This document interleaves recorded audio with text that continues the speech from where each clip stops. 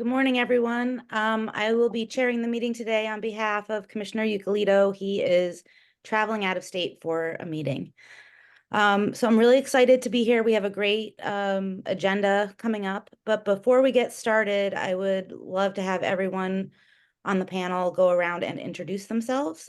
So DPH, are you here on the call?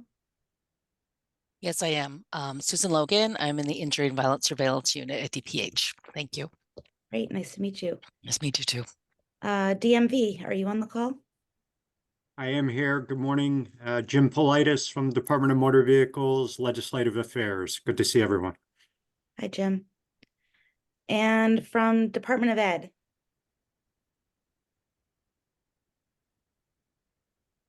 Nope, okay.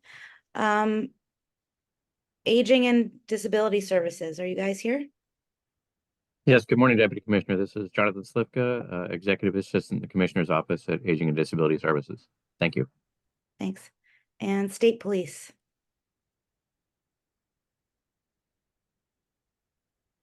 Okay, it doesn't look like they're here. And how about the Office of Early Childhood?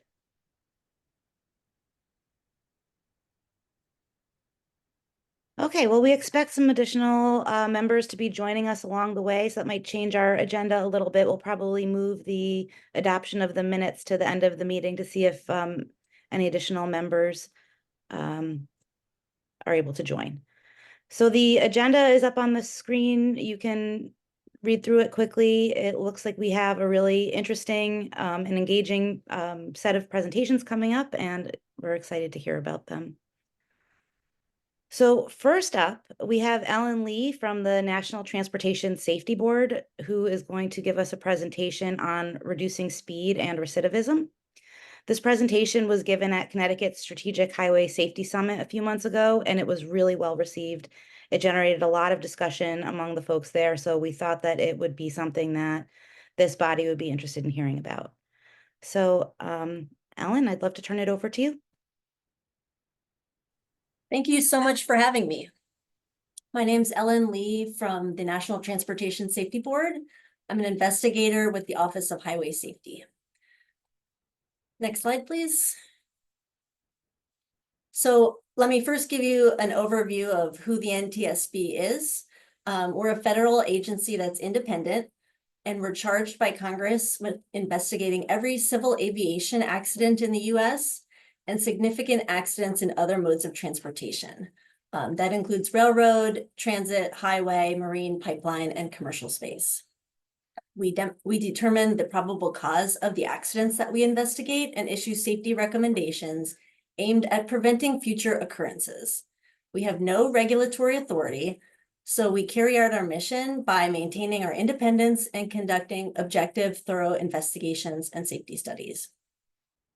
The NTSB has 5 board members who are nominated by the president and confirmed by the Senate, and we have about 400 staff of investigators, analysts, researchers, and others to support our mission. Next slide, please.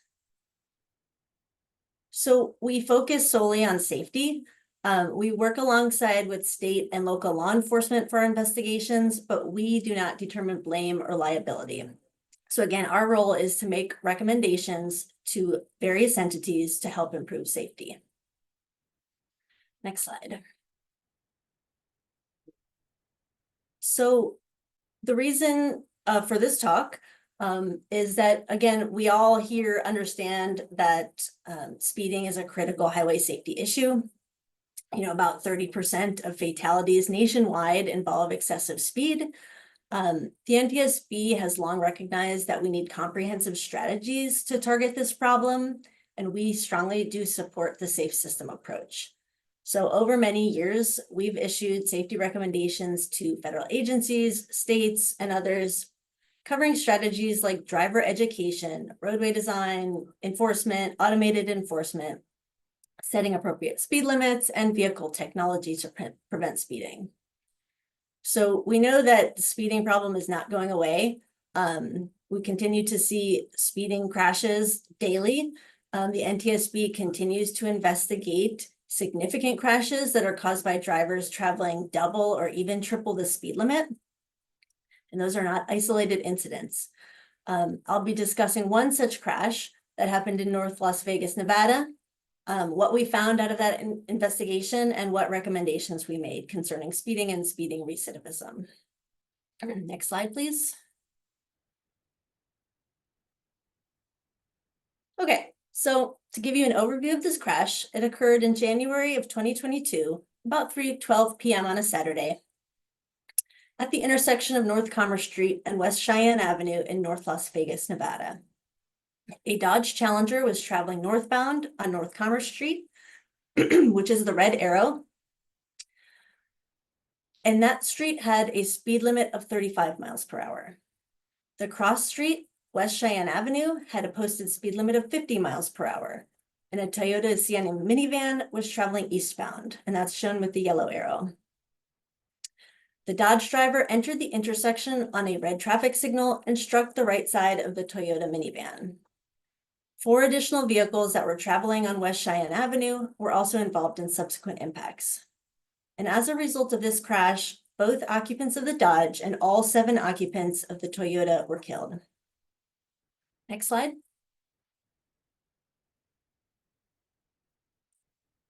So again, the primary crash occurred between the front of the Dodge Challenger and the right side of the Toyota.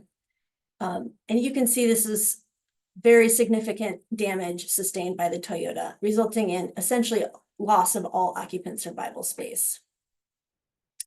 Next slide. So leading up to the crash, we had surveillance video from nearby businesses that showed that the Dodge driver ran a posted stop sign at a prior intersection. 5 seconds prior to impact, vehicle data showed that the Dodge was traveling 88 miles per hour and continued to accelerate up to a speed of 103 miles per hour as it collided with the minivan. And the brakes were never applied. Again, this was a 35 miles per hour roadway. When the Dodge entered the intersection, the light facing his direction of travel had been red for 29 seconds, and the traffic on Cheyenne Avenue was freely flowing. The investigation also found that the Dodge driver was impaired by the effects of cocaine and PCP. Next slide. The Dodge driver's driving record also showed that he had a history of risky driving behavior. He had multiple traffic convictions between 1984 and 2017. And then in the 5 years prior to this crash, he had 7 speeding violations. At the time of the crash, only one of those was documented on his official 10-year driving record, and he had no active demerit points. So we had to search individual local court record systems to obtain evidence that the driver had at least 6 more traffic citations that were not on his official record. So 4 of those, which are highlighted in yellow, had been reduced by the courts to non-moving violations or illegal parking. So they would not have appeared on his record. And the other 2 were speeding convictions, but again, they also did not appear on his driving record. Next slide. So in summary, we found that the driver in this crash was impaired and had exhibited a propensity for risky behavior, shown by his multiple speeding convictions. In this crash, we found that some of the more traditional countermeasures for speeding, such as enforcement, education, engineering, were less effective.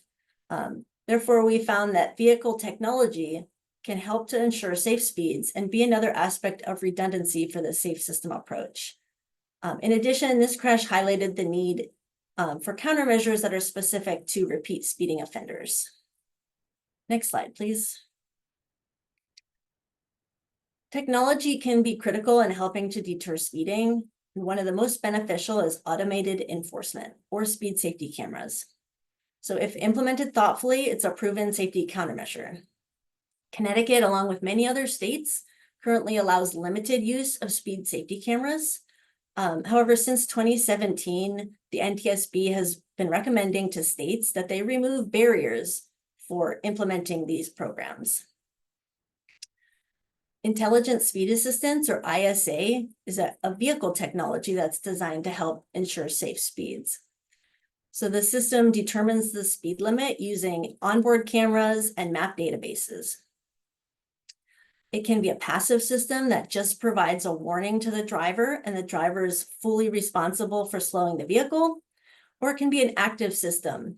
And those will provide some resistance to speeding, such as actually increased resistance of the accelerator pedal, making it harder to speed, or full prevention of speeding. Both of these types of systems do have safety benefits. Also, ISA can be implemented in the vehicle as an original equipment, or it can be an aftermarket device that can be used to plug into a vehicle. ISA is not a new technology. It has been offered by many US manufacturers as an option on their vehicles for commercial and passenger vehicles, or on certain models. ISA has also been used in Europe for many years. It's now mandatory in new vehicles sold in the European Union as of July this year. The NTSB has been issuing recommendations on ISA since 2012 for commercial vehicles and for passenger vehicles since 2017. And we issued new recommendations out of this crash that happened in North Las Vegas, which were published this year in 2024. Next slide.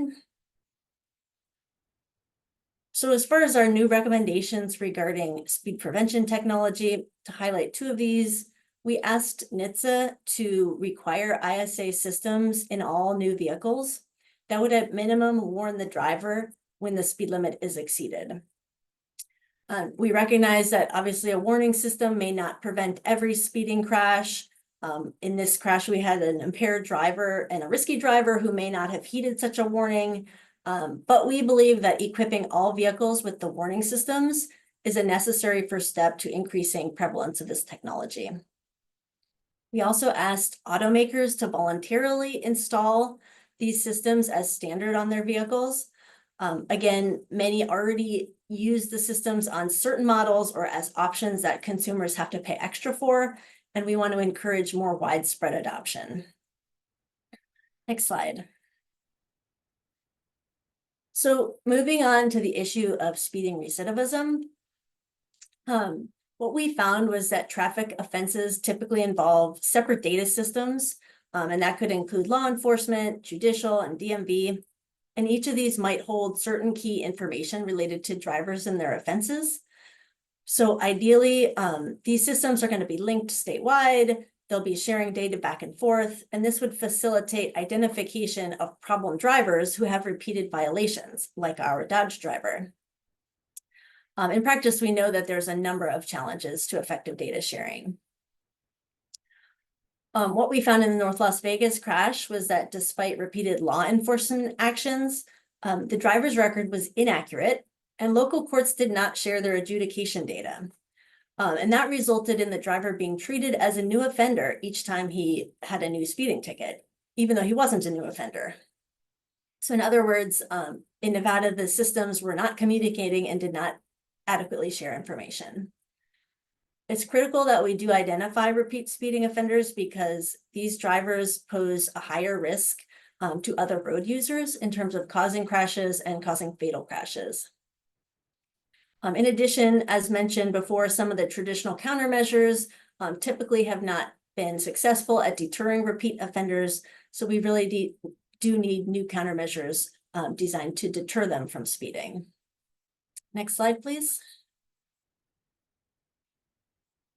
So going back to ISA, it's a promising countermeasure for repeat speed offenders. We do believe it will be beneficial for all drivers, but for risky drivers, it may have additional value. And this slide just shows you results from one study conducted in the Netherlands, showing the distance traveled over the speed limit using an active ISA device. These were serious speeders who had driven a high percentage of the time well above the limit. And so when the ISA device was used, speeding was almost eliminated. We believe it's a promising solution, and programs at the state or local levels that could use an aftermarket device as a speed interlock on a repeat speeding offender's vehicle could be a beneficial measure. And this would be similar to an alcohol ignition interlock program for repeat alcohol impaired drivers. These types of devices currently are used primarily in fleets. And you're probably aware of New York City's pilot program that they've been using aftermarket ISA devices on city-owned vehicles for some time now. Next slide. We issued a few new recommendations in the North Las Vegas crash regarding speeding recidivism, and I'll just highlight two. We asked NHTSA to develop guidelines for states to help them implement these types of pilot ISA interlock programs for repeat offenders. We also asked states to implement programs to identify and deter repeat speeding offenders. And I'll go into that a little more. Next slide. So many states are already starting to take action. In New York, there was legislation proposed to require these types of ISA devices on repeat speeders' vehicles when they had accumulated a certain number of speed camera and red light camera tickets. Washington, D.C. had similar plans approved to install ISA systems on the cars of risky drivers. In California, there was legislation proposed to require a passive warning ISA in all vehicles sold in the state. And many other cities and local governments, aside from New York City, are starting to use these types of systems in their fleets. Next slide. So in closing, we know that many states already use points systems to increase penalties for repeat offenders.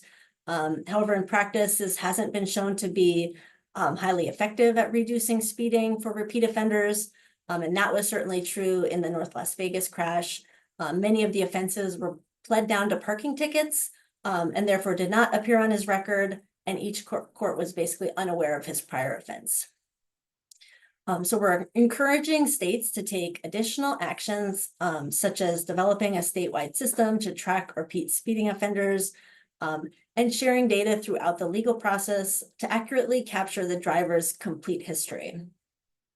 Potentially actions such as reducing access to diversion programs or plea agreements for repeat offenders, or considering implementing speed interlock programs that would reduce the vehicle speed among these risky drivers. Finally, in terms of general deterrence for speeding, but not specific to recidivism, we do strongly encourage states to remove barriers for implementing speed safety camera programs. And next slide. That is all I have. Here's my contact information. I'm happy to answer any questions. And this link and QR code goes to the North Las Vegas crash report that we published this year, which has a lot more information on these recommendations. Thank you so much. Thank you so much, Ellen. We will open it up to questions from the council in a moment. I did have a quick question for you too, though, before we open it up. Have any of the studies shown a difference in the effectiveness of the different types of ISA technology that's out there? I saw that the recommendations are for some type of ISA, and you mentioned several times that even alerting the driver is useful, but have the studies shown a variation in effectiveness of the different types of ISA technology? Yes, that is a good question. In general, the studies do show that the active technology is going to be more beneficial than the passive warning technology. And you see that for other technologies that you have in your vehicle as well, like forward collision warning versus the automatic braking. You know, the active technology is going to be more effective, but they do both have safety benefits. I want to stress that.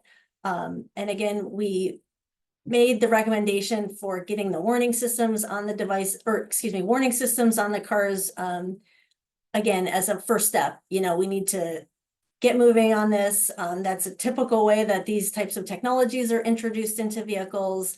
Start with the warning and move to the active system.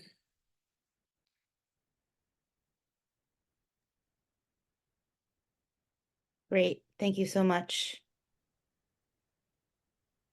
We have a few folks with their hands up. We'll start with Nancy, because Nancy, I think that either you joined us late or I missed the opportunity to introduce you when we started the meeting. So do you have a question? And also, can you introduce yourself?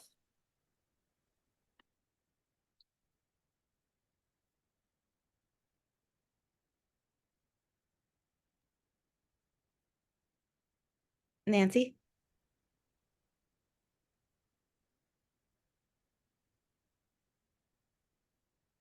Okay, Natasha?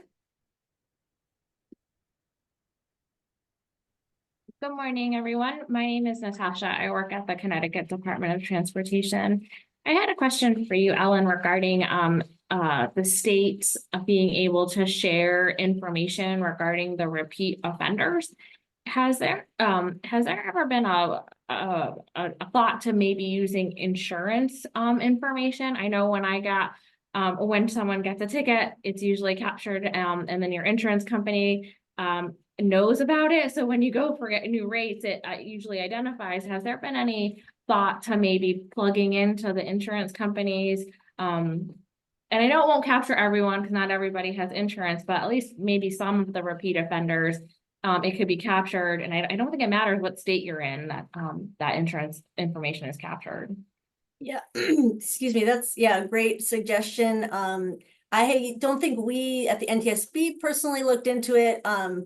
But yeah, I agree that anything we can do to help, try to capture more of these folks is good. And to your point, I kind of talked about statewide sharing of data, but really, drivers can move from state to state. So ultimately, we want to be able to look nationally, and insurance might be a good approach for that. So is that something the states would then have to like kind of take on themselves to figure out a mechanism to look at the insurance to capture those repeat offenders, like the judicial system? That's a good question. I'm not sure I know exactly how it would be implemented. Yeah, sorry that. No, I'm throwing a lot at you. Thank you, Ellen. No, I, no just problem. wanted to, just thought of that as maybe an option, a different mechanism to consider. Right. If you guys have any contacts with the Insurance Institute for Highway Safety, they might be a good person or a good entity to ask, those types of questions, since they would be more in tune with the insurance side of things. Thank you.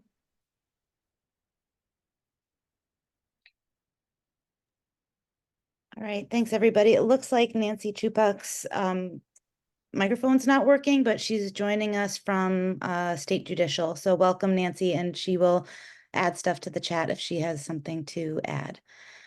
So do we have any other questions from council members?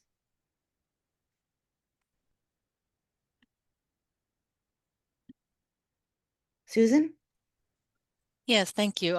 Great talk, Ellen. It was very informative. I didn't hear a lot about the was it the ISA prior to this?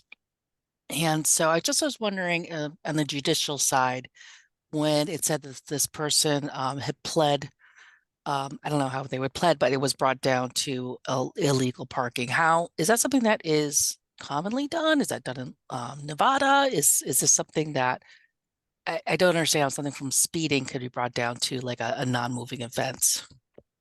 So, yeah, my understanding is that it's fairly common practice. We did find that in Nevada, but also in other states as well. The courts have a lot of latitude with how they adjudicate their cases. Some of it's, court backlog, it could be a number of different factors. So yes, I think it's probably more common than we realize. And I guess what we're trying to say is that we can't really recommend maybe that the courts do something a certain way, but what we want to do is sort of be able to track that and say, well, if you have to do that for whatever reason, let's at least understand that this individual has, gotten these speeding tickets and, Right. Yeah, it's be able important to to look at those document that things. somewhere that this person was originally, found to be speeding and then was brought down to a non-moving violation, just somewhere in the documents that we would, have access to. Because you're right. I mean, looking back at his record, it didn't seem like there was a lot of, speeding, history. And so there wasn't a lot to go on. And providing education and these kind of talks, I think, to the judicial side, I think will be very helpful as well to make them think twice about, making those decisions and moving them down to a non-moving violation. Right. Yep, Absolutely. Okay, do we have any other questions from council members? Okay, I don't see any. Ellen, thank you so much. It was really informative and interesting. We Thank you for appreciate having me. your time. Okay, I'm now going to turn it back over to Aaron. He's going to introduce our partners from Stanford, who are going to be our first municipality that we're going to hear about the local Vision Zero efforts. Aaron? Thank you, Deputy Commissioner. So I just want to refresh everyone's memory before we get into this next topic. Back during the first quarterly meeting of the council this year, the council was laying out some of the priorities that they wanted to take a look at or tackle during the course of this year. And one of the things that came up was that we're a little bit unique in Connecticut. We have a statewide level council made up of an interagency group. And that's a little different than how Vision Zero usually works. Usually Vision Zero takes place more at the local level. And we have that going on in Connecticut. And the council expressed during that first meeting this year that they'd like to kind of better track what's going on with Vision Zero at the local level.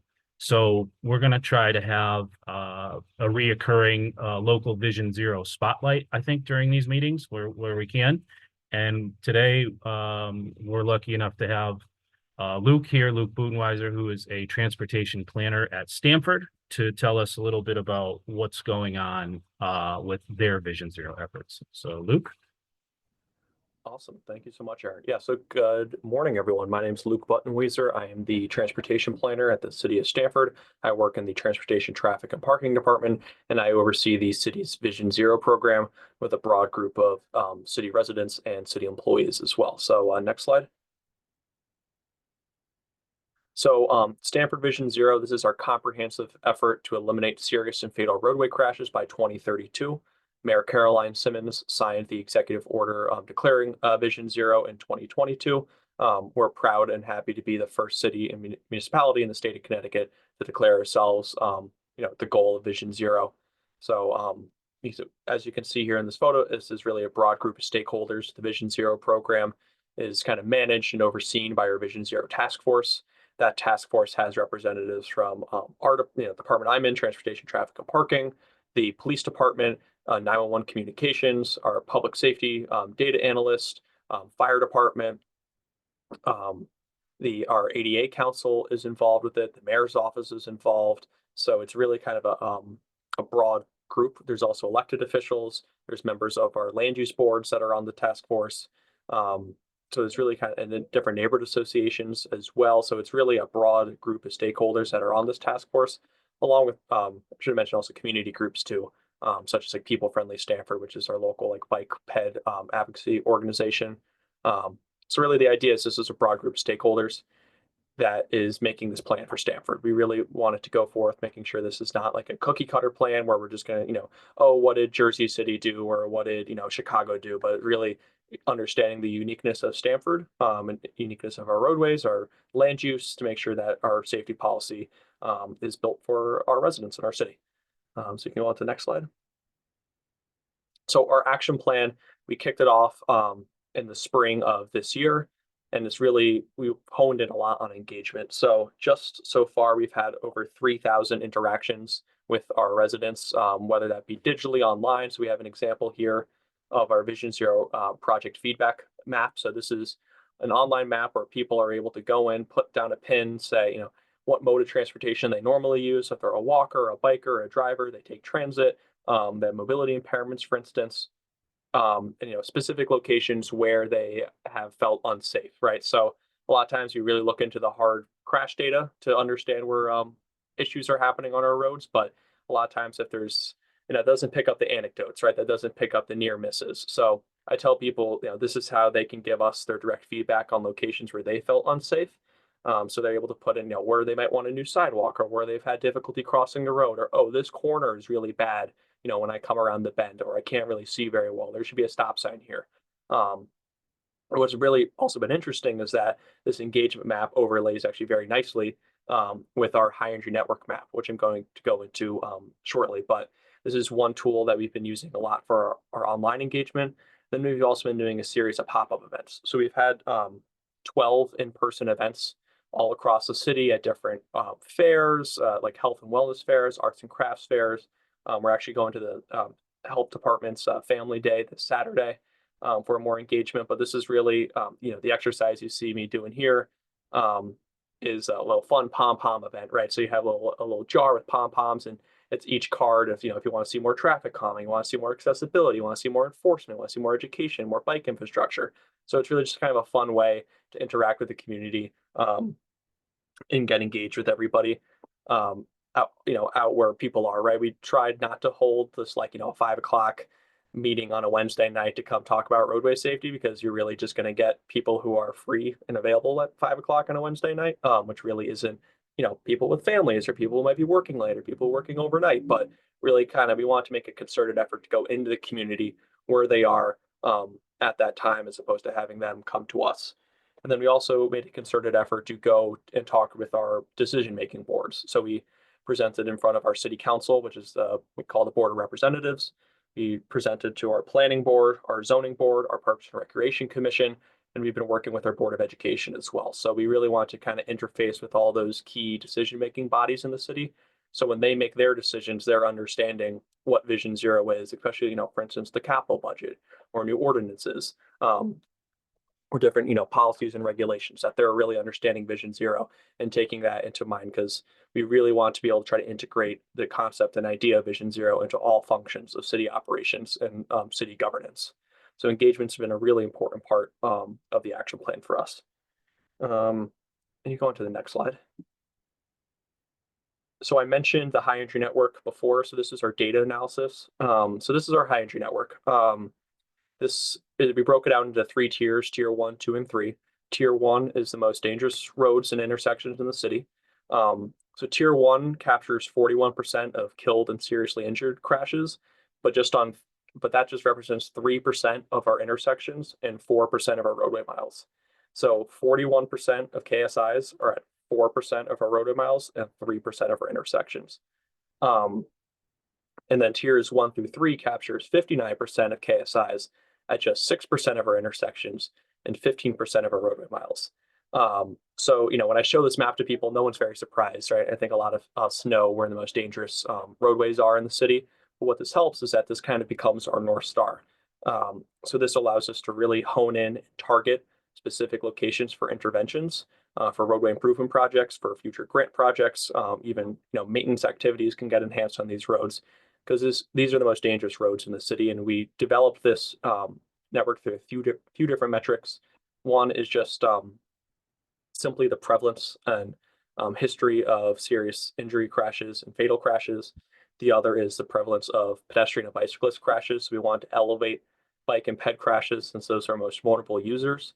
So, where they're unsafe, then everyone else will be unsafe. But if we make safety improvements for them, then everyone else gets to be made safer.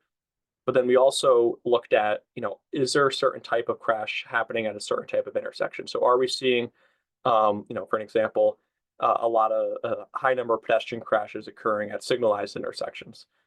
So then what we did, if that's the case, we would then look at our other signalized intersections and then elevate that as another metric. So now we're doing more proactive as opposed to reactive measures. So there may be some locations that don't necessarily have a large history of serious or fatal injury crashes or bike ped crashes, but other locations that similar geometric design do. So we want to kind of attack and go after for improvements at those types of locations that geometrically and operationally have similar types of injury crashes. So this is our high entry network map, and it's really kind of been the key, cornerstone of our future improvements, essentially, that I'll talk about a little bit later. So you can go on to the next slide. So I mentioned we're in the middle of our Vision Zero action planning process. Again, this is going to be our 10-year plan to develop different policies, procedures, projects, and plan changes that need to happen to achieve this goal of Vision Zero. So we're currently working on the draft recommendations right now. They'll be publicly made available for comment actually Saturdays when we're going to be releasing them to the public. We have about 60 recommendations from just like on the policy side, procedure side, and then and we looked at our high entry network map, overlaid that with existing city projects, and then where there is that gap where it's a high entry network roadway, but we don't have a city project ongoing with it, that's going to be a project location for us to then start a new project and look at safety improvements on those roads. So this is really developed with us working with the community and taking that data-backed approach. And speaking of data, I just want to point out, I mentioned bike and ped crashes, and I don't think this will be a surprise to anybody, but bicycle and pedestrian crashes represent 3% of total crashes in Stamford. However, they represent 27% of severe and fatal crashes. So you see a significant disproportionate of impact for bike and ped users in severe and fatal crashes. So that's why we're really targeting them and targeting improvements for them. So then it becomes safer for everyone else as well. When we think of the concept of the weakest chain or weakest link in a chain, excuse me. So yeah, we're excited about this next few months. We're really going to be going out to the community and talking with everybody about our draft recommendations, which I'll get into a little bit next slide. So yeah, our draft recommendations are really broken down into 3 main themes. So we have our first theme is collaborate and engage. So that's really the understanding of creating a culture of safety within government and across Stamford citizenry. So that is such things as embedding Vision Zero in traffic safety as specific policies across all Stamford departments. So for instance, whenever we do our plan of conservation and development, which we're actually getting into right now, or other city neighborhood plans, we're integrating Vision Zero into that. Or when we're developing our capital budget, we actually have that as a performance criteria, Vision Zero, right? So if we're doing a bridge project, for instance, are we integrating Vision Zero into that? And then reviewing all private developments as well as public infrastructure projects, whether that be our schools, our parks, our roadway projects, or bridges with Vision Zero. So we've developed a project review form to making sure that it integrates key methods of the safe systems approach. Several different public education campaigns, teaching people about roadway safety techniques and roadway safety measures, as well as just Vision Zero in general. Working with our Board of Education on integrating Vision Zero and roadway safety into our school system and driver's education programs. So really kind of like digging into Vision Zero for the whole city, the government, as well as our residents. And then our next policy theme is analyze and adapt. So really working on developing a strategic and continuous data supported approach for improving traffic safety. So this is such matters as really enhancing and refining our current Vision Zero dashboard that we have, our crash dashboard. So we have a running list of all crashes that happen in Stamford with comparisons to other municipalities, different analysis for crashes that are happening in Stamford, developing clear pathways of communications between the police department of public safety and our department when a fatal crash happens, working with the police department on analyzing the circumstances that led to that fatal crash, developing clear path communications for when a vulnerable user crash occurs. So making sure that when a crash happens, we know about it pretty much like the next day or even that day. So then we can start taking action to remediate any issues that we may see from a traffic engineering and design standpoint. And then, what's really big is developing more proactive traffic safety practices. So a lot of times we'll respond to an issue when a resident, submits a 311 or a Fix It Stamford complaint to us. But really, we want to start prioritizing roadway safety projects that are on that high entry network. So as opposed to just responding to, whomever may reach out to us, we're really trying to dedicate our admittedly limited resources to the high entry network. And then also prioritizing, streetlight repairs, for instance, to the high entry network, or prioritizing repainting our crosswalk to the high entry network. It's really trying to take a more proactive than reactive approach when it comes to roadway safety and operations. And then the last and the biggest one really is redesign and implement. So that's redesigning our streets to reduce speed and conflict and increase safety and accessibility. So we really want to take advantage of some of the recent state law changes, for instance. So we are looking into taking over speed limit control, for instance, using the recent state law change, expanding our speed safety camera program. We have an application in with OSTA right now. I think we're the first municipality to do so, and we're just working with OSTA right now and responding to their comments, so expanding that. And then also, taking advantage of our paving program. So when we're paving a road, can we put in new bump outs? Can we put in speed humps? Can we put in pedestrian median refuge islands? Are we upgrading our pedestrian ramps at the same time? when we do that. So really trying to integrate traffic calming as default as part of our paving program. Also looking into passing a resolution to implement pedestrian safety zones. So we're excited about doing pedestrian safety zones as part of this program. And then again, focusing our maintenance activities on the high energy network and upgrading our traffic signal operations to be focused more on pedestrian safety and walkability. So those are some of the key draft policies and themes. And then we also, I mentioned, have those 10 roads or those project locations. So we pick the top 10 roads on our high energy network map that are not have existing city projects and creating new projects out of those locations. So we can go on to the next slide. That might be it. So these are just some examples of Vision Zero in action here in Stamford. So on the left, those two photos are examples of our quick build projects. So we've really utilized delineator posts and center line hardening speed humps in the city. We have about 20 to 25 locations all across Stamford, focusing on our high energy network map, as well as in different pedestrian generating facilities. So like on the left here, that's in front of a school. And then we see actually the intersection of Washington Boulevard, which is a state road, and Main Street. We were able to eliminate a turn lane or 2 turn lanes with delineators and really kind of narrow the roadway, slow turning vehicle speeds. And, we want to thank the Connecticut Department of Transportation for your assistance with that, working through that permitting process. This is about I believe this is the second year we've done this. So it's really been, great working with you all, partnering, especially with your maintenance team on this. And now we're moving forward and receive state funding to make that a permanent project as well. And then on the bottom here, you see those 3 photos. That's Lower Summer Street. So you can see just, in 2021, that's on the left, what the street looked like, parking on both sides. And then we had outdoor dining during the summer temporarily. And now we just finished a full reconstruction project that widened sidewalks on both sides of the road by 8 to 10 feet, eliminated all the parking, made a fully raised roadway, pedestrian promenade. This is just an example of how we shut down the road, for different street fairs and festivals. That project was funded through the Community Connectivity Grant. So again, thank you to ConnDOT for funding that project. And then on the right, we see the aerial before and after of the Greenwich Pulaski Roundabout. This was funded through the LOTSA program. So again, thank you to the Connecticut Department of Transportation, but also to WestCog for funding that program. So we are almost wrapping that up soon. So this is an example of, taking a always confusing always stop intersection, building a roundabout, which we know is a very proven safety countermeasure.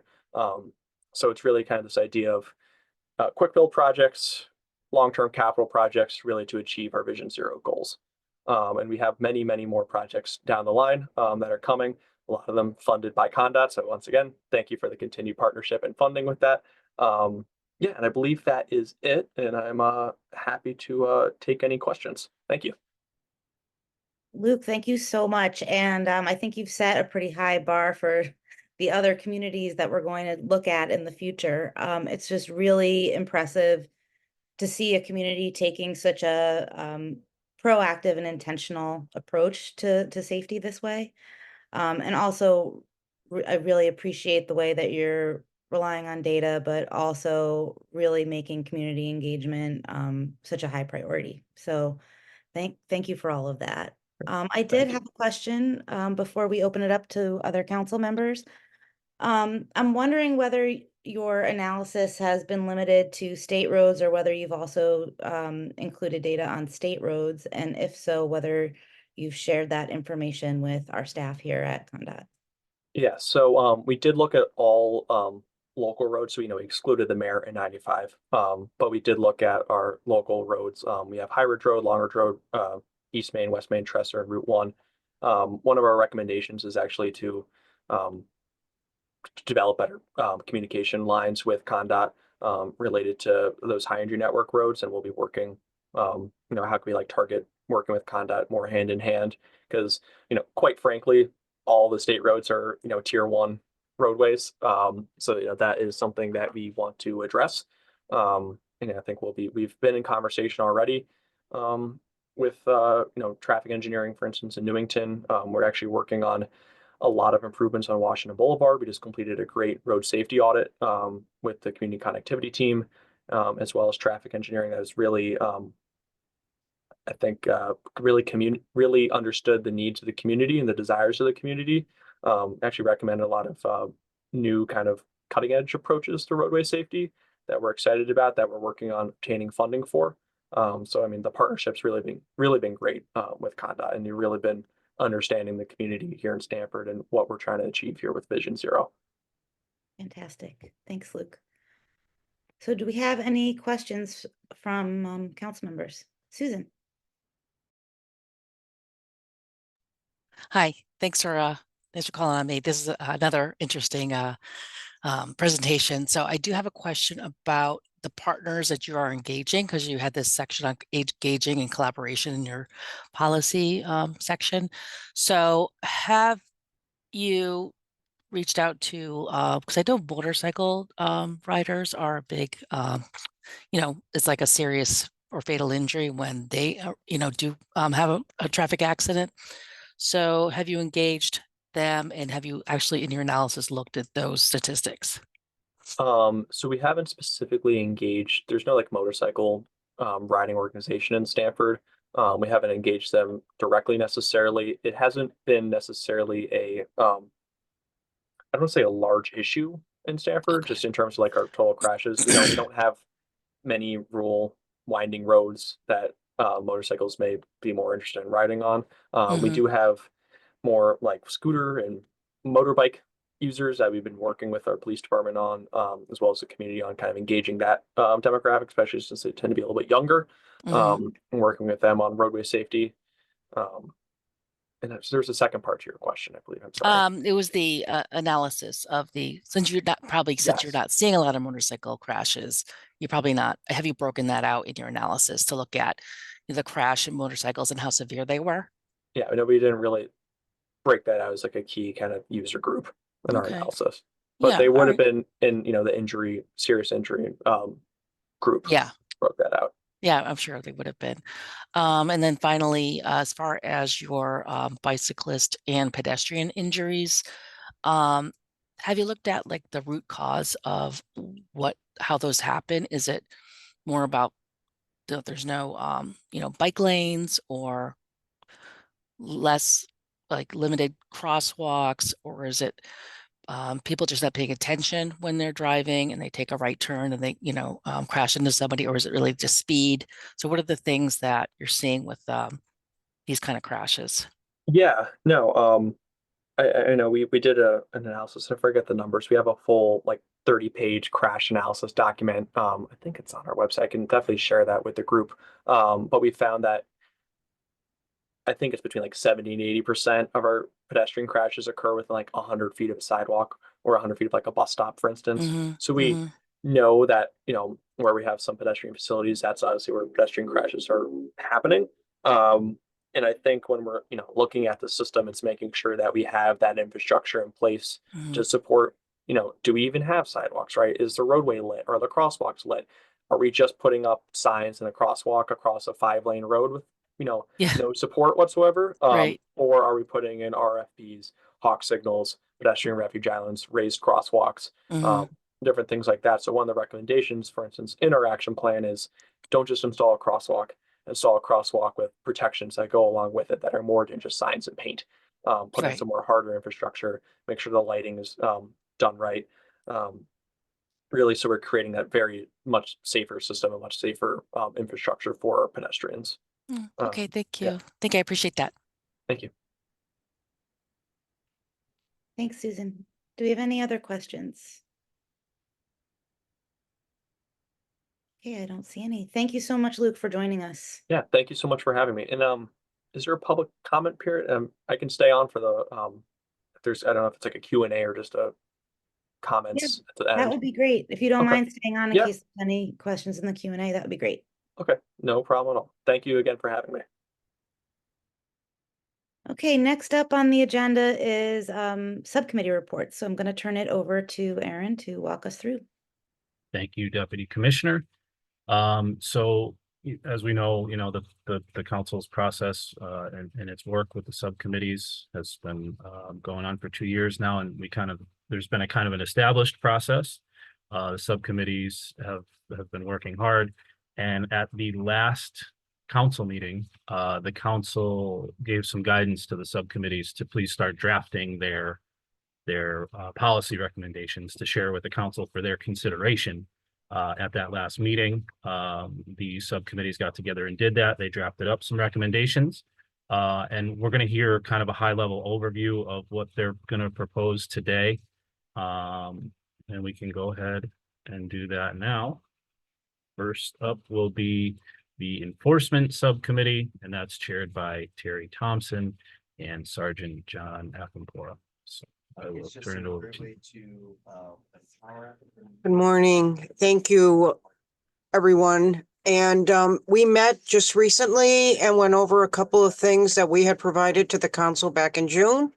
And we came up with these recommendations. We have a briefing doc that was provided to Aaron as well that goes into a little bit more detail on each recommendation. So the first recommendation is to support the continued implementation of the Automated Work Zone Safety Enforcement Program as it currently stands, and also to expand it to add additional programming. There were many on the committee that felt that maybe we should expand it on limited access highways outside of work zones. So that was one recommendation that we would like the council to look into. The second recommendation, we're going to rescind that, Aaron, because we had a meeting with the Traffic Records Coordinating Committee yesterday, and the judicial has decided that they will assist us in doing a presentation on exactly what the whole adjudication process is within the traffic court system. And I think until everyone has a much better understanding of that we should hold off on making that recommendation to the council. So recommendation 3 is review and revise current statutes related to the use of cannabis while operating a motor vehicle. There's concerns with the current legislation that it's preventing us from doing our due diligence and also preventing traffic stops in certain areas where we know that. I don't know how many of you drive, and we all talked about this, driving, and you can see puffs of smoke coming out, you can smell it, but you can't stop somebody specifically just for that. So we think a review of the cannabis legislation should be done to see if there's things that maybe we have to make amendments on. And the fourth one is we want to resubmit the proposal for a dedicated high visibility fatal collision mitigation team under the supervision of the Connecticut State Police. Connecticut State Police right now are working under a grant through the Highway Safety Office on doing more traffic enforcement. We want to make sure that collectively we're including local police agencies as well as state police, and that we can look at hotspots and maybe put enforcement teams out there.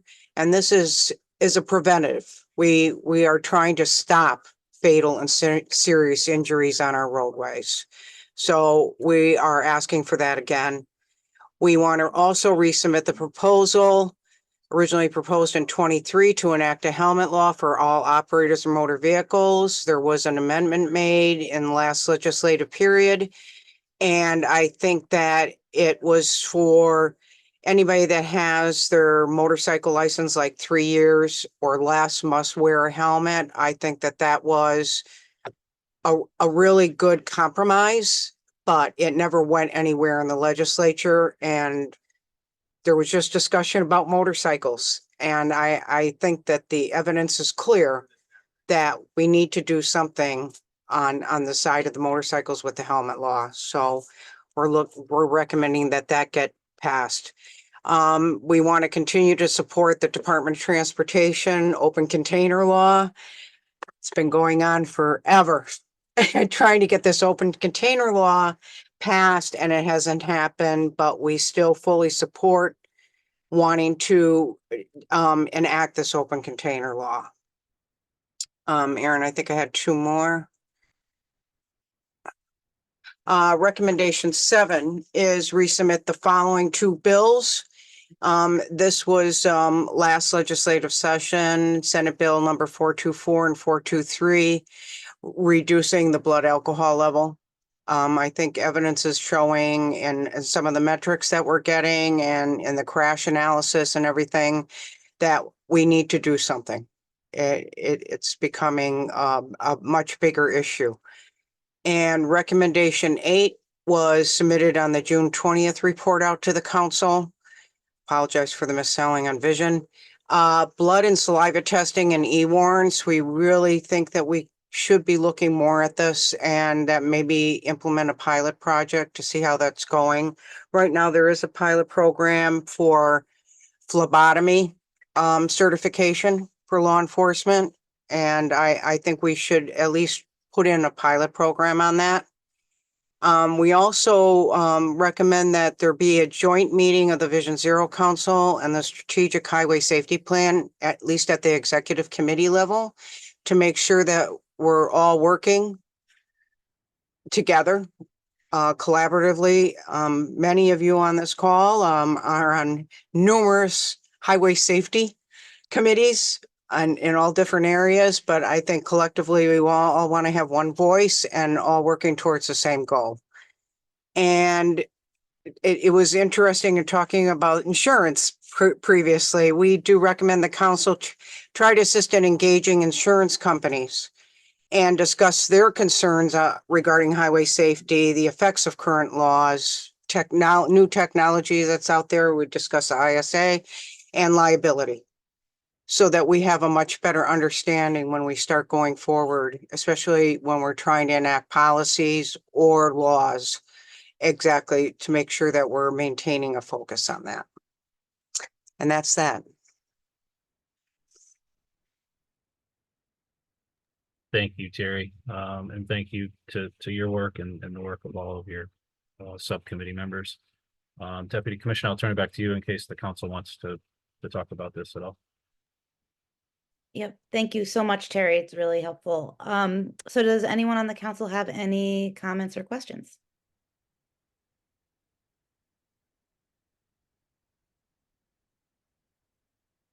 Okay, seeing none. Thanks, Terry. We'll move on to the next subcommittee. Great, thank you.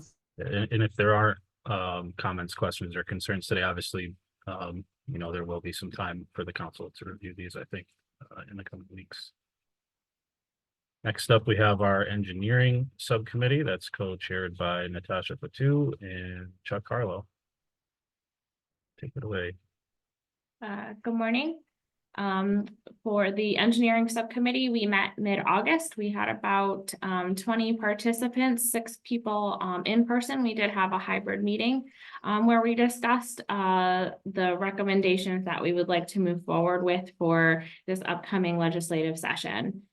So the first one is requiring a complete streets plan for the municipalities. Each municipality would be required to have a plan in order to be eligible for certain state funding programs and grants. And this is to help ensure that there is a statewide complete streets plan, but what we want to do is start bringing it to that lower level and ensure that all roadway users are being accounted for in the municipality. So this would kind of help.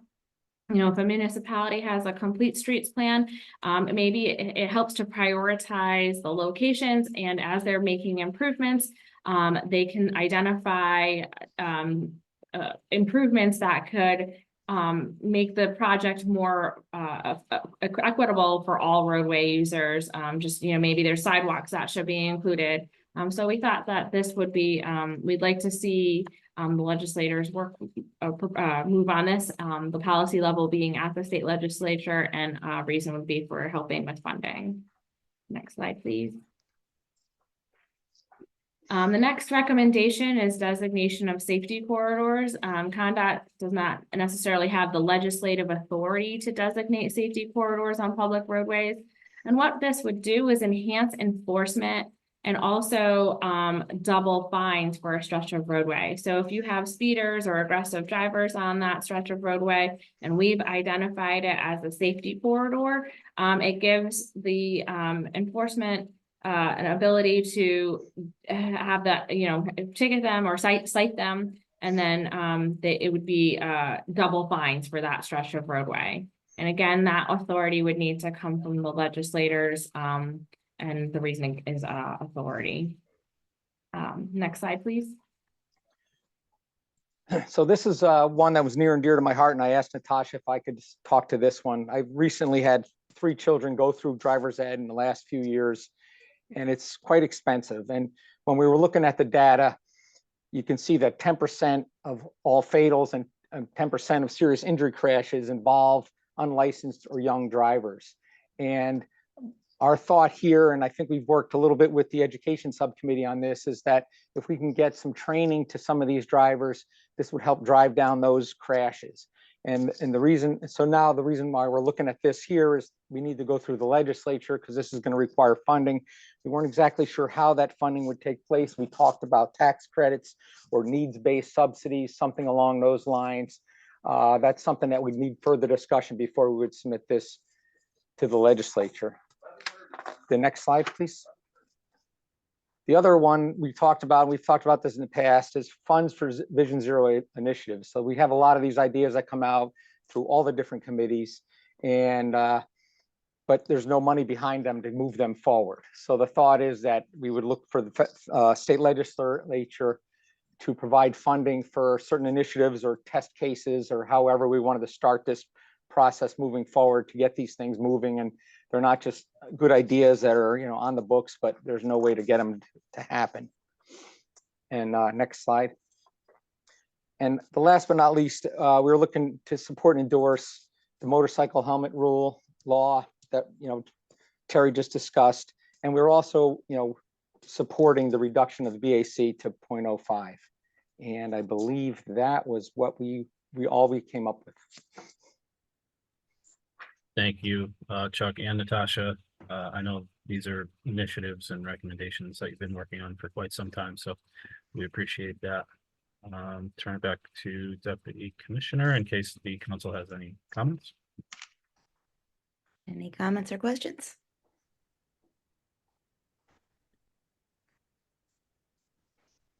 All right, great. Aaron? Okay, up next, we have the Education Subcommittee, co-chaired by Ernie Bertozzi and Sean Formica of DMV, and Evie Watkins from Connecticut Children's. Hi, everyone. Thanks for having us on here. So I think so I wanted to let you know to start off that we had some progress updates of things that we implemented or recommended in the past that actually have been moving forward, which is really exciting. One is the Vision Zero School of Distinction. There was an event held at the DOT on September 13th, and 4 schools from 4 different towns were recognized for their kids getting involved in bike ped and driver safety advocacy in their communities.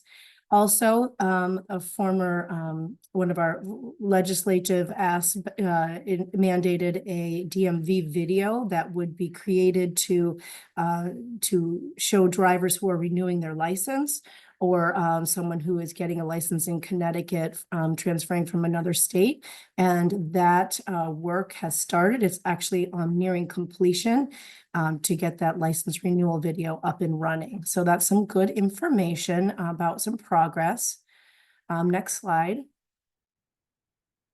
So we met twice on May 1st and September 11th, and some of the major themes that we just kept coming up in our meetings were driver's education, as was previously mentioned. This is a hot issue for folks. Also driver retesting, again, revisiting that thought that people are trained in their teens and then they could go 20, 30, 40, 50 or more years before they get any more training or testing.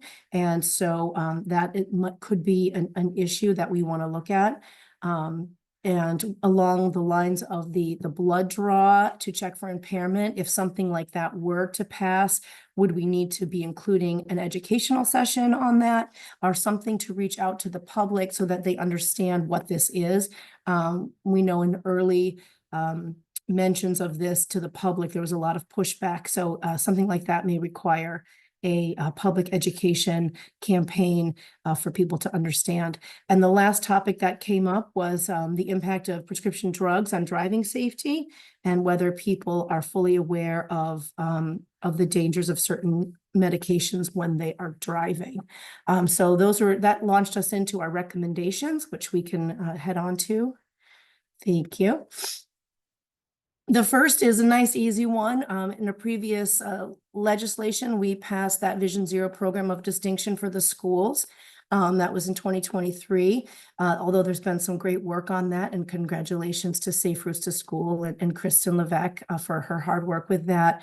But what she noticed over the first year is that there's some language changes that she's recommending to make it more reflective of the program and just easier and to allow kids and schools to participate. So if you go to the next slide, I'm not going to read this, but it lets you know what the recommendations are, the red being some additional things, and there's some parts taken out. So we recommend that this legislation be tweaked just a little bit so that it's more clear and inclusive and describes the program better.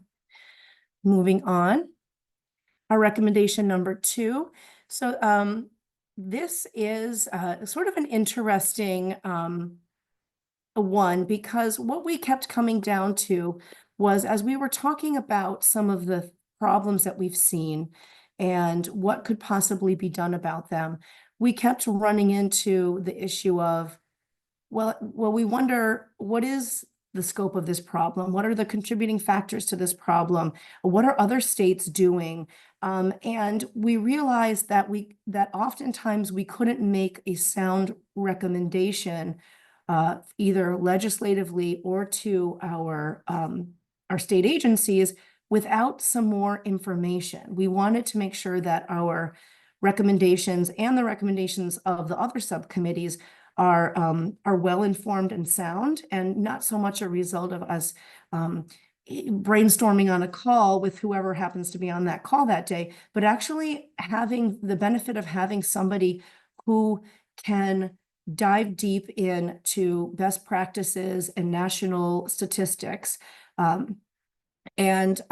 this is not a directive towards any state agency, but more of a request to consider possibly funding a researcher who can gather and analyze that data on the different issues that are surfaced by the council and the subcommittees, and use that information to inform policy recommendations and implementation. So next slide.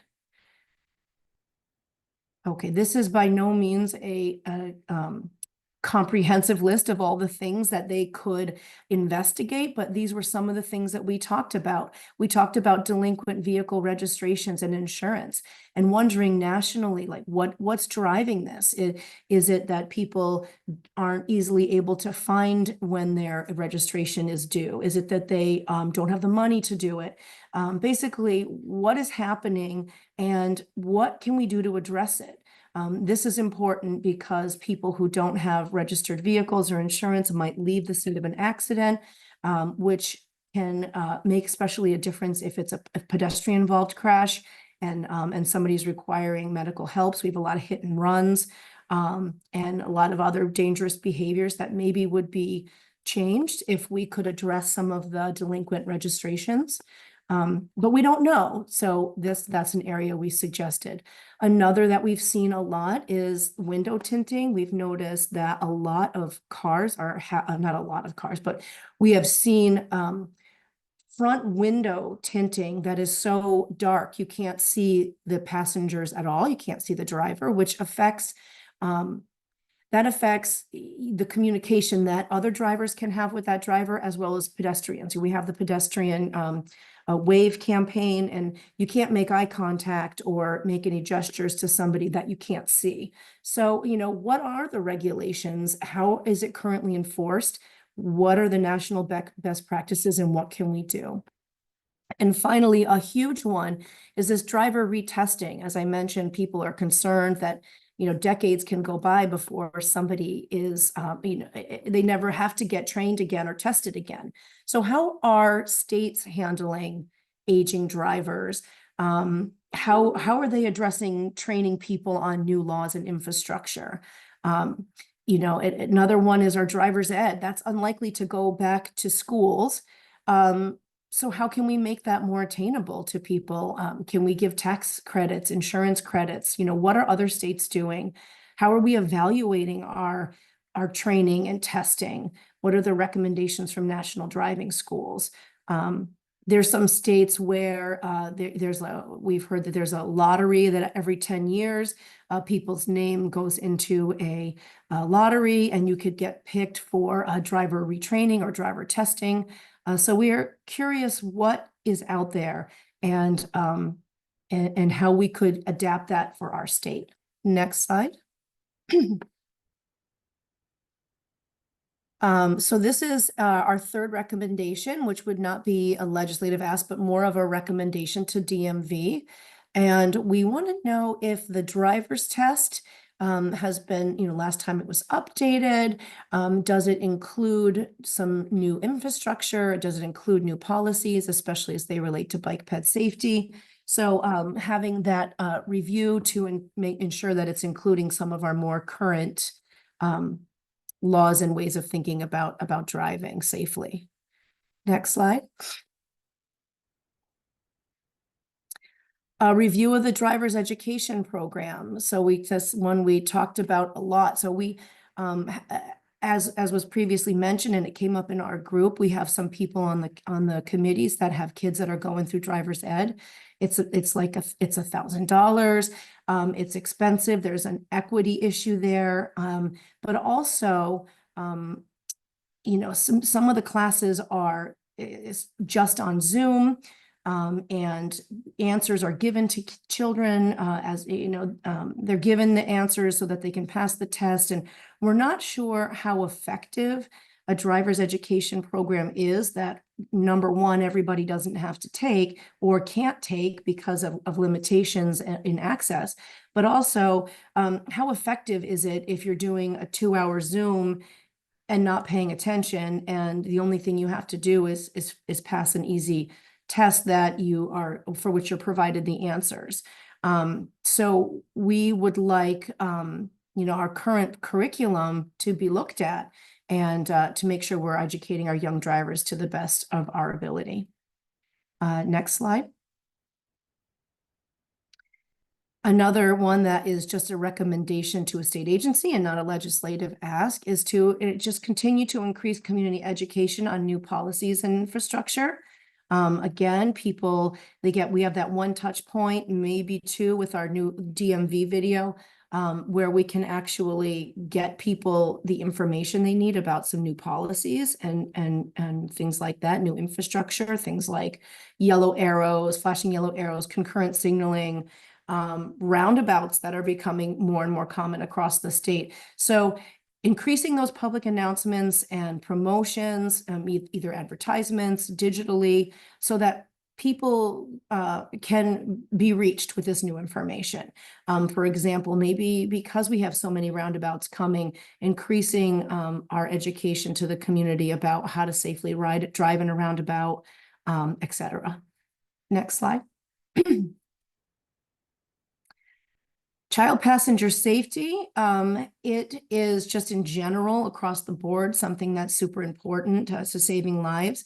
And we do support adding a permanent line item to the state budget for car seats for families in need. We know this is something that is already recommended, has been working through for the last year. It's come up. No one has been able to secure that line item yet, but we think it really is important.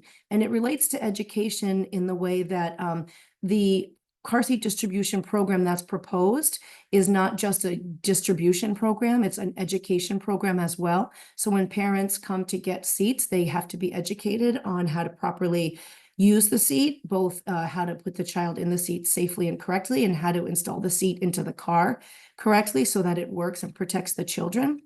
And this also addresses equity, because often low-income families and families of color, they are the ones that bear the burden of some of this expenses of child passenger safety seats.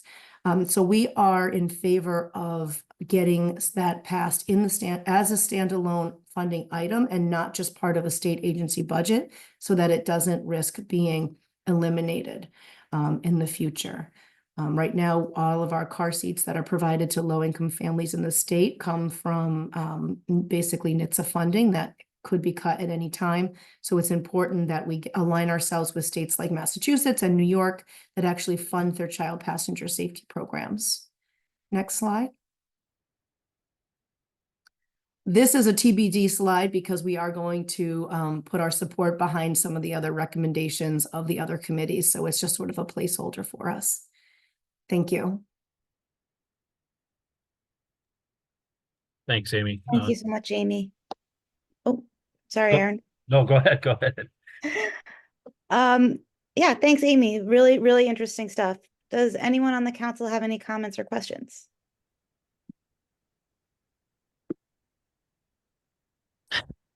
Susan? Hi. Yes, so Amy, as far as you talk a lot about driver's education, has anyone considered education with the parents of like say high school kids who either do not drive or drive because you know, they're going through an experience, their kids are just starting high school and they're, you know, now engaging with older kids who have, who are driving. And so they may not know whether or not they should allow their child to be in a car with older drivers, older driver who, shouldn't really be driving them if they've been, had the driver's license within a year. So there's like new drivers out there that are, in my experience as a mother with children of that age, when my kids first started high school, they, they got in cars with kids that had only been, driving for less than a year. So I think it would have been very helpful for me, and I'm sure for other parents, to have like that early education, even for parents who don't have kids who are driving at that point. Have anyone considered that? That is it's a great suggestion. I believe that the current driver's ed program, and Ernie can maybe speak to it. I think there is a parent component to it, a class. I believe that parents attend their own Yes. little session. Yeah. And we have a graduated driver's licensing program, so it prohibits kids riding with other kids for certain periods when they first get their license or they have their learner Yeah. permits. It also restricts their nighttime driving. I don't know how we're getting the information out about that. But certainly parents play a key role in their child's safety. And as previously mentioned, a lot of our crashes are younger drivers. And that Right. GDL is really helping to move those deaths and injuries down. Ernie, do you have anything about the parent education part?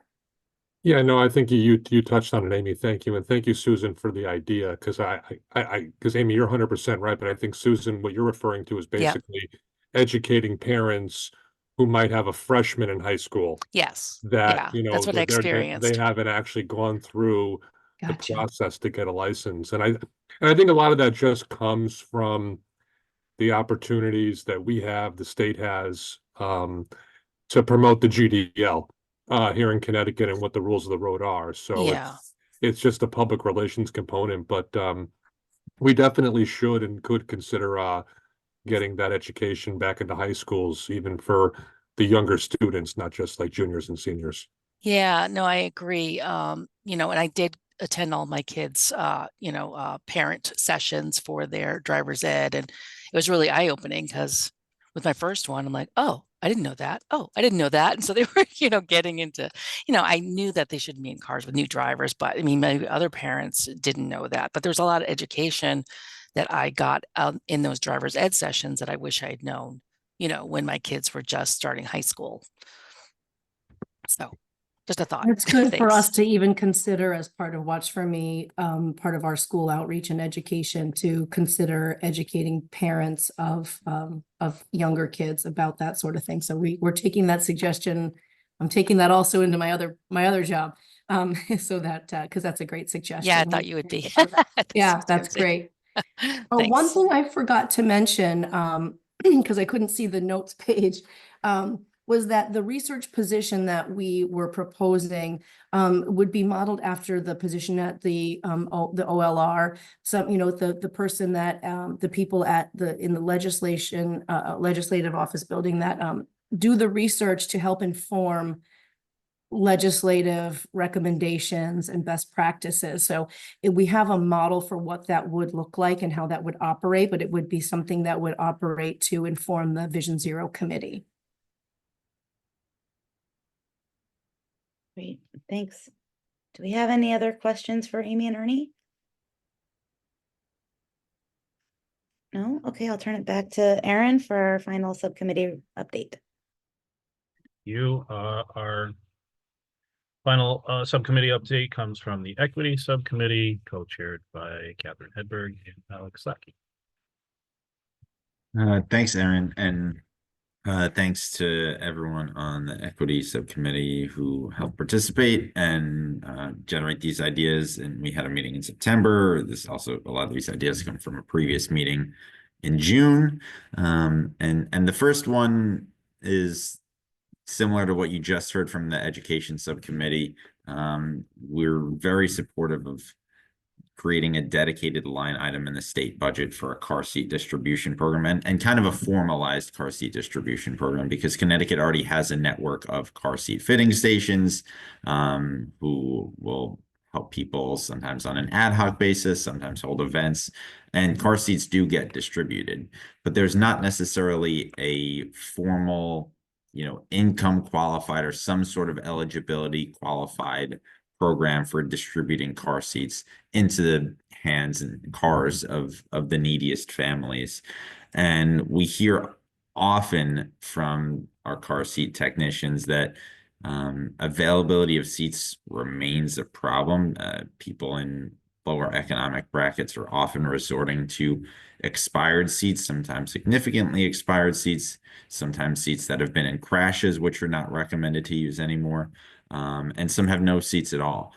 And we've seen that, I think, over 5 years from 2018 to 2022, which is the data that I had looked at, over 24,000 children under 5 years old were involved in a crash in Connecticut, and about 1,900 of those didn't have any sort of car seat, which is obviously concerning. We talk so much in the child passenger safety community about making sure kids are in the right seat for their age and height and weight. And we have pretty good laws in Connecticut that give guidance to parents to how to do that. And I think those laws have been effective. But of course, to be effective at all, you have to have a seat. And as Amy said, education is absolutely a part of the program. As child passenger safety technicians help parents with seats, they don't just install them for them and send them on their merry way. They help give education and guidance to the parents about how to do it themselves if they go into another car. So I think it's a program that's very worthwhile. We know car seats are very effective in reducing the risk of injury and death. We know, variety of research from across the country shows that children in low-income areas, Black and Hispanic children, Medicaid patients all have lower rates of car seat use. There are other states that have done these sorts of formalized programs, and they run the gamut from Maine to Virginia to Georgia to Texas, and I know Georgia has reported some significant success from their program. We can save the details on how exactly to determine eligibility for a later date if we're fortunate enough to see this recommendation go forward. But there's an existing network of car seat fitting stations that's ready to work with DOT and the legislature to make this happen. And the last thing I'd say is that there's been analyses of these programs, and that it's found that the cost benefit is fairly significant in favor of the benefit, which is what we want, because this is, the car seats are not tremendously expensive, and we know that if it even prevents a handful of injuries, that's important for its own sake. That's why we're here in Vision Zero talking about safety. We want to save lives and prevent injuries, but especially if you're talking about a 1, a 2, or 3-year-old, that's a tremendous economic cost if there's a significant injury over the lifetime of the child. So we're more focused on safety, but from a pure cost benefit perspective, it comes out in favor as well. So That's kind of the rundown of that recommendation.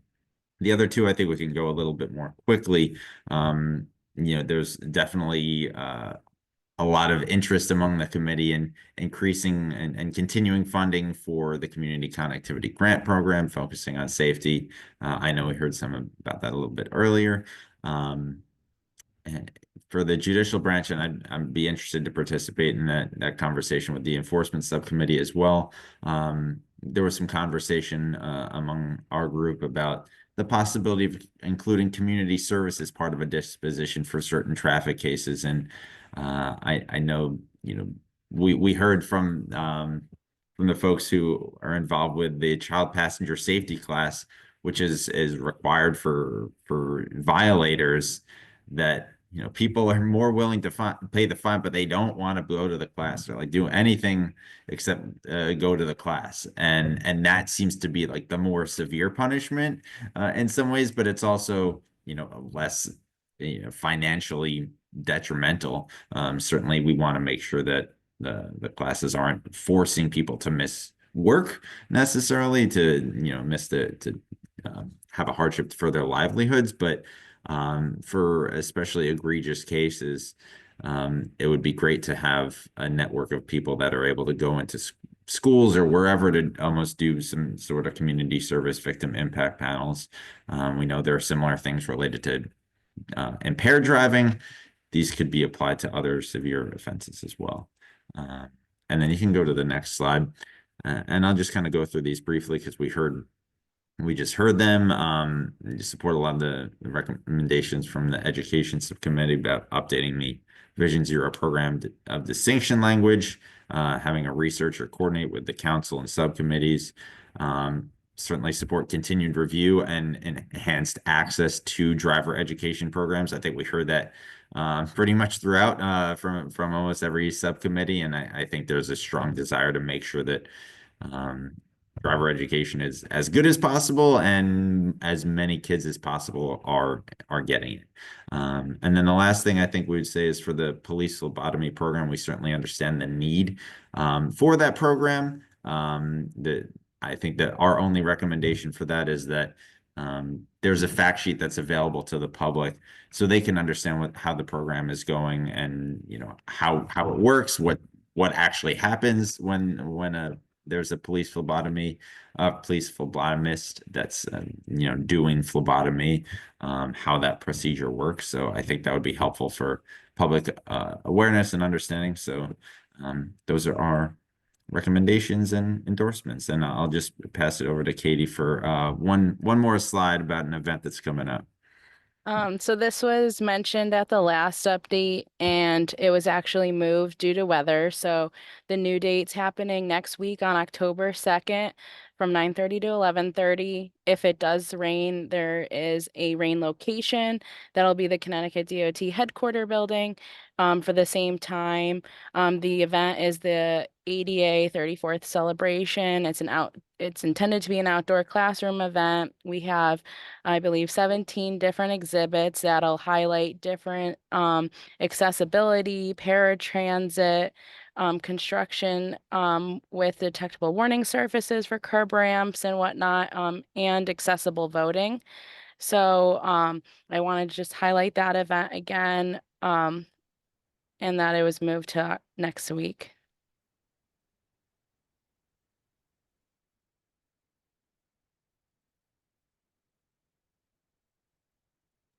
Great. Thanks so much, Katie and Alec. Do we have any questions from the council members?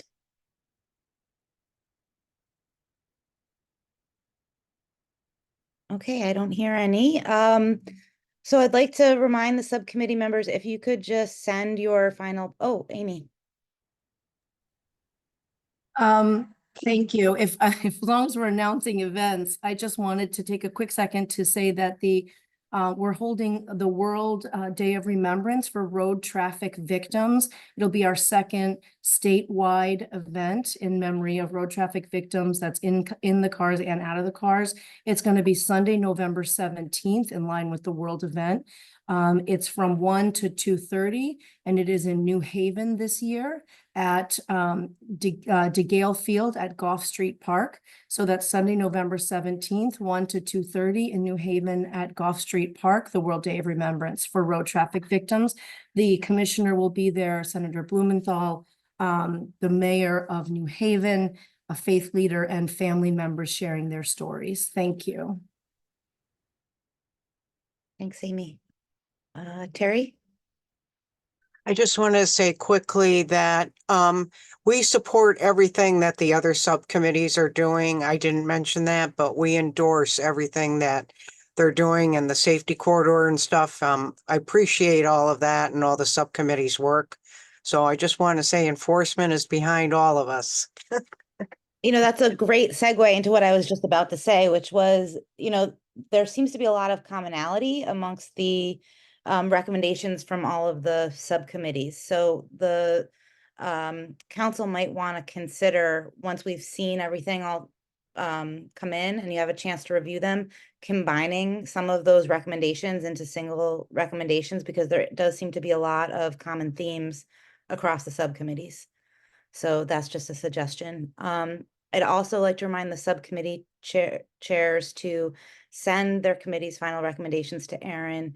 He will put them together, create some summaries, and distribute those to the council members so that they have time to read and consider and comment before we come back to our next meeting, and hopefully be ready to act on them at our next meeting. I'm going to jump off of the agenda a little bit. We had skipped over the adoption of the minutes from the June meeting because we didn't have a quorum. So it looks like we do have a quorum now. So I'd ask for a motion for the council to consider adoption of the June 20th, 2024 minutes. Do I have a motion? So moved. Jim Politis. Thanks, Jim. And do we have a second? I second that, Susan Logan. Thanks, Susan. So is there any discussion, corrections, additions, deletions to the minutes?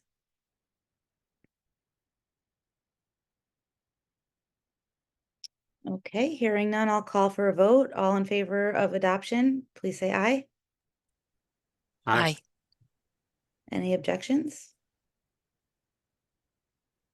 And I will abstain because I wasn't present. Any other abstentions? Hearing none, motion passes. Okay, Aaron, I'll now turn it over to you to discuss other business. Thank you so much, Deputy Commissioner. So again, thank you to all the subcommittees and especially the co-chairs for helping to keep everybody in line and discuss these issues. The council received a proposal for consideration, and it was about subcommittees, and actually it was a little bit in line with what education had talked about a little bit. And what that proposal asked the council to consider was this. The quote is, while the council currently has subcommittees focused on education, enforcement, engineering, and equity, the proposal asks that after 3 years of work, it may be beneficial to add another subcommittee dedicated to policy and research. And the commissioner passed along this proposal, and he asked me to relay it to the council and to the subcommittee co-chairs. And he asked for folks to consider what value additional, or even maybe not, instead of additional, it could be additional or restructured subcommittees could add to the council's work. So a topic like overarching research doesn't fit neatly into one subcommittee. And we just heard an example of that from Amy. You know, there may need to be some additional research into delinquent registrations and insurance, or some additional research into retesting.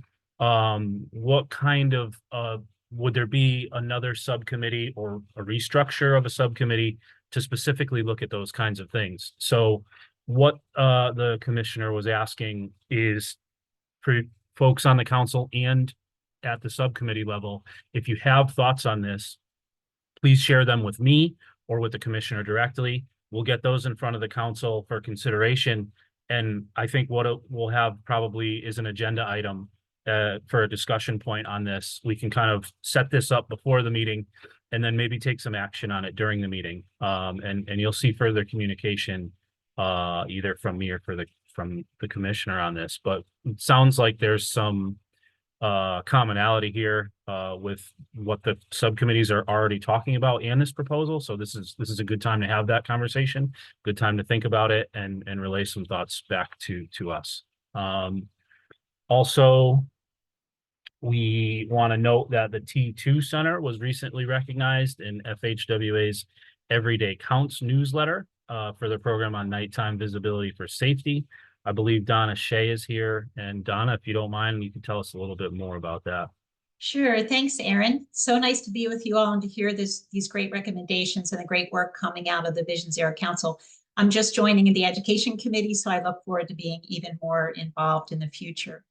We were very excited to hear about our recognition at EDC News, but I think what we're most excited about right now, and I'll use nighttime visibility and illumination for safety as an example of ways that we're using creative strategies to try to leverage resources, to try to bring education to more and more folks in Connecticut. So this year alone, in partnership with the DOT's traffic engineering group and the division office and the national FHWA experts, we were able to develop a nighttime visibility road safety brief that went to every town and city in Connecticut.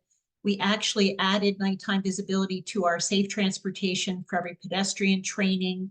And then to try to broaden the group that attends that, we actually gave credit in 3 different programs for folks to come together as a diverse group of stakeholders. So in our Safety Academy, in our local traffic authority program, in our traffic signal education program, all of these different folks were talking about this topic in the same room.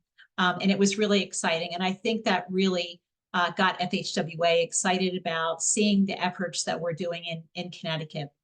And if you weren't able to join us in the STEP training, we actually have a virtual coffee and conversation with the FHWA national expert on nighttime visibility coming in November. And it's free. All of our Safety Academy trainings are free. So we're trying to remove barriers to people attending and really trying to advance some of the safety efforts in Connecticut. So I sent Aaron the link to register for the November coffee and conversation, and we look forward to as many people as would like to attend joining us. I also sent Aaron the link to the safety brief. I think it's a really nice representation of ways you can focus on nighttime visibility as a safety strategy. So thanks. I really appreciate being able to share that today with you. Thank you, Donna. Thank you for all the work you're doing up there at T2. We know you all have a lot going on. I will add the brief to our Vision Zero website, and I'll send the link for the coffee and conversation out to our VZ distribution list.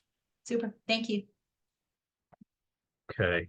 Next up, Amy did a good job on touching on this, but I had a few pictures we could share from this event. This was a great event.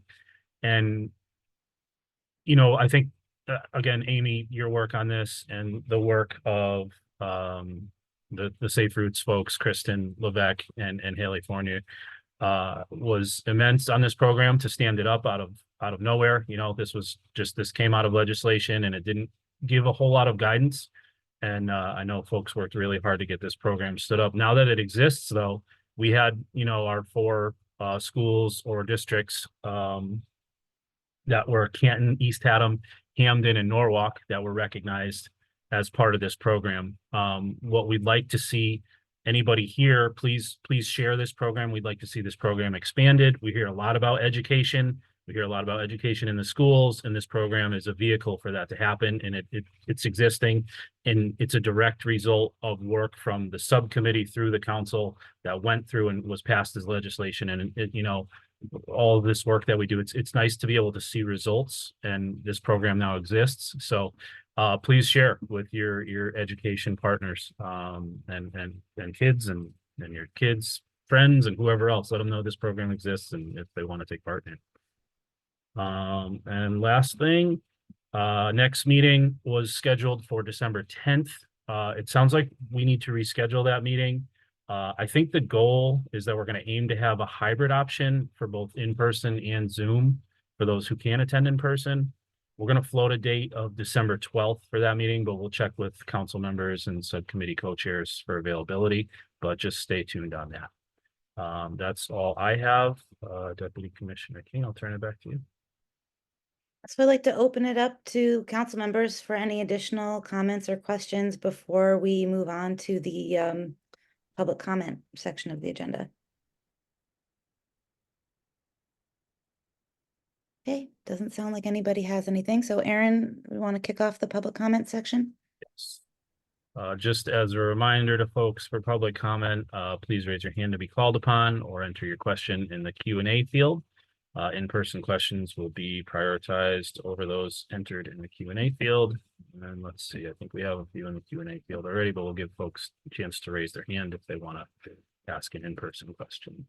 Judith Proctor, you're up first. You should be able to speak, Judith. I'm Judith Proctor, citizen advocate, and wanted to get back to Terry Thompson's first recommendation about speed cameras. And my question is, she suggests there be additional programming. So I don't know if Terry is still on the call, if she could describe that a little bit, and also get any feedback on how we can broaden the use of speed cameras on our state highways.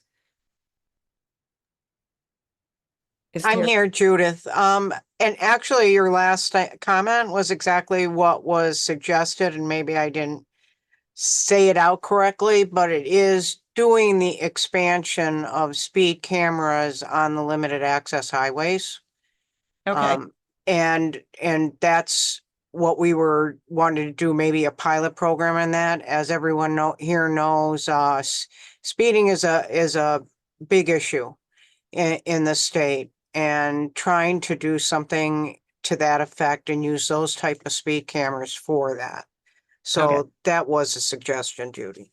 Okay, so that's not just for highway workers, that would be for the broad population. Correct. Okay, that dovetails, of course, with what our wonderful presenter Ellen Lee suggested, so thanks. Thank you, Judith. Jay Staines, you're up next. Hey, good morning, everybody. Can you hear me all right, Aaron? Yes, yes. Great. Hey, I just have a couple quick announcements. Thanks for the great meeting today. Appreciate it, everybody. Thank you for your participation and your work on this really important council. There is a Walk Roll to School Day coming up nationally, and it's on October 9th. And there are some really amazing things happening here in the state of Connecticut that I want to share just quickly. One is that we have a bike bus at KP Middle School in West Hartford that runs every day of the week. Parents supported rides to school with kids, healthy, active transportation, super cool community building. And we're proud to also announce that thanks to Paul Ashworth and Connecticut DOT Safe Routes to School folks and other community advocates, we have another bike bus starting in Manchester. Tomorrow is going to be the first morning at 8:20 a.m. You can meet at Manchester High School. There's a link that I can share in the chat. So 2 bike buses running in Connecticut and a Walk Roll to School Day on October 9th. I hope everybody can join, and thanks for the time.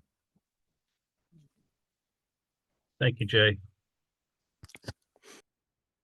I don't see any other hands raised. We have a couple things in the Q&A section. Tracy Noble noted that just to make everyone aware, there are parent orientation programs in other states. I think this is related to education for parents of young drivers and young children or teens in general. So just to make everyone aware, there are parent orientation programs in other states. Some are voluntary and some are tied to parking at the school. If the parents do not attend the orientation, then that student is not authorized to park on campus. That's a good note, Tracy. Robert Dixon has 2 comments. Use, evaluation of, or on a driving simulator should be a requirement for drivers over 60 every 5 years, much cheaper and safer than in vehicle. Thank you, Robert. And one more from Robert. Why not make it a requirement for getting a driver's license to be formal training. Having a car is expensive anyway. Having crashes is more expensive. So thank you, Robert, for those comments.